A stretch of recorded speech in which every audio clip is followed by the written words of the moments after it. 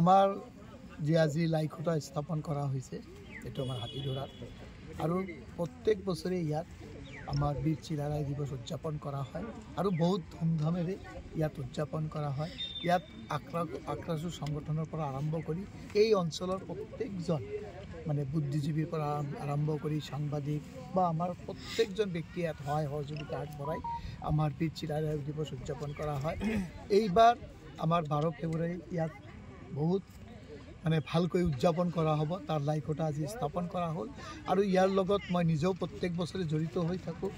তো মই ভাবোঁ যে এইবাৰ যিটো আমাৰ যে চিলাৰায় দিৱস উদযাপন হ'ব খুব ধুমধামেৰে হ'ব আৰু আমি গোটেই অসমত চবে জানে যে হাতীডৰাত এটা ভালকৈ যে চিলাৰায় দিৱস উদযাপন হয় আৰু ইয়াৰ লগত আমি চবে জড়িত হৈ এইখিনি ভালদৰে কৰিম।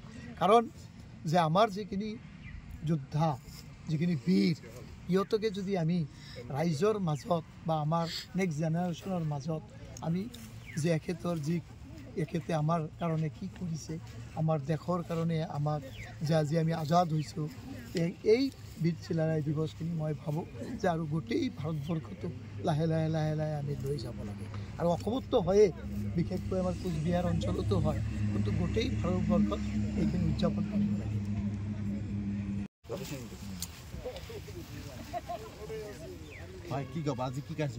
আজি 515তম বিশ্ব মহাবীৰ চিলাৰায় জন্ম জয়ন্তী উপলক্ষে আজি বৃহত্তৰ অঞ্চলৰ যিবিলাক সংগঠন আছে, জাতীয় সংগঠন বিশেষকৈ আক্ৰাসু তাৰ নেতৃত্বত আজি এই তামাহাট এই নাথাবাৰী গাঁৱতে আজি লাইখুটা স্থাপন কৰা হ'ল।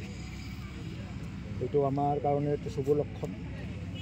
আজি বিশ্ব মহাবীৰ চিলাৰায় যে আমি প্ৰতি বছৰে জন্ম জয়ন্তী উপলক্ষে মানে তাৰ জন্ম দিৱস পালন কৰি আহিছোঁ।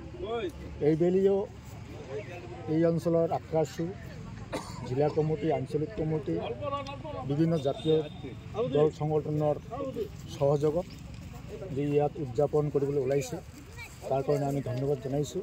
আৰু এই উৎসৱ বিশ্ব মহাবীৰ চিলাৰায়ৰ 515তম যিটো উৎসৱ অনুষ্ঠিবলৈ লৈছে ইয়াত জাকজমকেৰে হ'ব মই আশা ৰাখিছোঁ।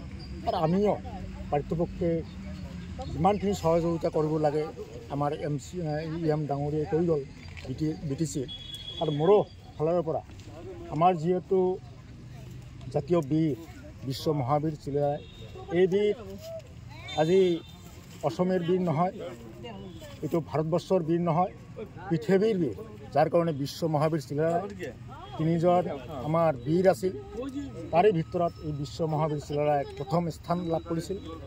তেওঁ খালি বীৰে নহয়, তেওঁৰ চতুৰ্দশী আছিল। যিকোনো হেৰিত তেওঁৰ পাৰদৰ্শী আছিল।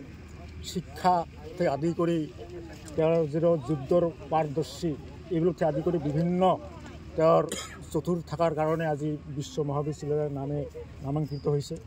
আৰু এই বীৰজনক বিশেষ কৰি কোচ ৰাজবংশী জনগোষ্ঠীয়ে সন্মান কৰাৰ লগতে এই অঞ্চলত বসবাস কৰা সকলো জাতি জনগোষ্ঠীয়ে এই বীৰক সন্মান কৰি আহিছে।